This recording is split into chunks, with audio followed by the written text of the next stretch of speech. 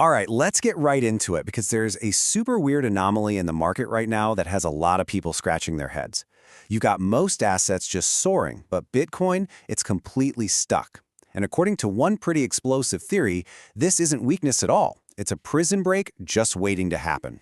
So, what exactly is this anomaly we're talking about? Well, it's pretty straightforward, really. You look around and almost every other major asset is flying, hitting new highs. And then there's Bitcoin, just stuck. It feels totally disconnected from everything else that's going on. I mean, just look at this disconnect. It is stark. Gold and silver, all-time highs. The S&P 500, right there with them. And Bitcoin, it's down nearly 30% from its peak, and it just had its worst fourth quarter in 7 years. It is a complete and total outlier right now. And here's the really interesting part, right? This is all happening without any major bad news. There's no big scandal, no hack, no massive wave of fear, uncertainty, and doubt driving the price down. So this doesn't really look like normal price discovery, does it? The theory goes, this isn't weakness, it's containment. Okay, so to really get what's happening with Bitcoin, we actually have to zoom out a bit and look at the bigger picture.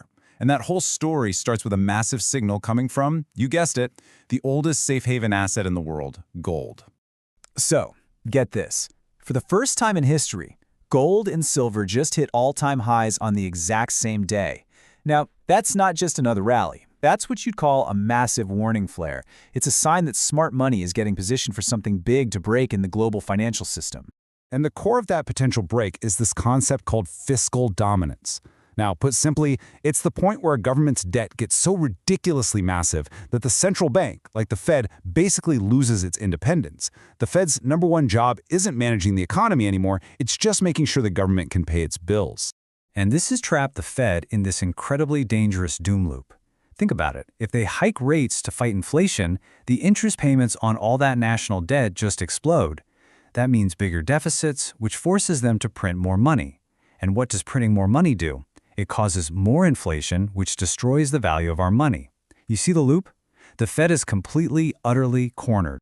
So here's the paradox, right? If the long-term macro environment is basically a perfect storm for an asset like Bitcoin, why is its price pinned to the floor? Well, the whole thesis here is that it's being held in a kind of financial prison, one built by some really complex market mechanics. And this is the crucial point to understand.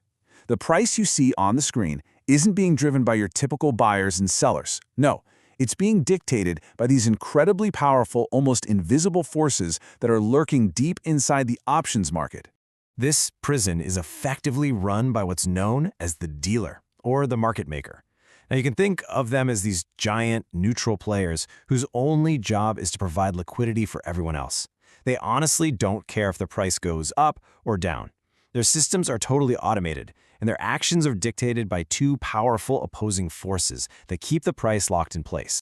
And here they are, the two prison wardens. In the options world, they're known as Charm and Vana. Now, to manage their own risk, these dealers are forced to react to price moves.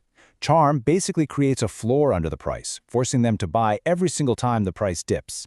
But then you have Vana, which creates a ceiling, forcing them to sell every time the price tries to rip higher. It's this constant automated push and pull that just kills all momentum and traps Bitcoin in this super tight, really frustrating reign. But here's the good news. This prison, it isn't permanent. Not at all. The very structure that's containing the price has a built-in expiration date. And this analysis points to a very, very specific day when the locks are finally set to come off. So, that's the multi-billion-dollar question, isn't it? When does this whole thing finally end? When do the handcuffs come off and the price is finally free to discover its true value, based on, actual supply and demand? The date to circle on your calendar is December 26th. Why? Because on that day, a massive chunk of these options contracts expires. And when they do, poof, the forces of Vana and Charm that have been pinning the price down will just vanish from the market. The prison doors swing wide open and the price is free again. Okay, but now for what's really fascinating. Let's talk about what was happening underneath the surface while the price was being suppressed. Something incredibly significant was taking place, and it suggests a fundamental shift in how the world sees Bitcoin. Yeah, this is a really crucial piece of the puzzle. Just look at this. Back in 2013, when gold went through a similar kind of price pressure, what happened? Investors freaked out and pulled $25 billion out of gold ETFs. Now, flash forward to this year. Bitcoin is under that same kind of pressure, and what happens? A record $25 billion flowed into the new Bitcoin ETFs. We're talking the same stress, but a completely opposite reaction from investors. That's huge. And this leads to a really powerful conclusion. The launch of these ETFs by giants like BlackRock, this wasn't just about some new investment product. No way. This was the financial establishment officially recognizing Bitcoin, basically canonizing it as a legitimate, permanent part of the global financial system. It's here to stay. And think about the timing. This canonization is happening at the exact moment that trust in our traditional institutions is just visibly crumbling. You've got the Pentagon failing its audit for the 8th time in a row. Central banks are openly preparing for more money printing. All of these events just strengthen the case for a decentralized, transparent alternative, don't they? So the key takeaway is this. The price suppression, this so-called prison, it wasn't a sign of weakness at all. It was actually a launchpad. It gave the world's largest institutions a window of time to build up their positions at really contained prices. So the real question now is, what happens next? What happens when a globally recognized asset, one that has been quietly accumulated by the biggest players in finance, is finally released from its cage?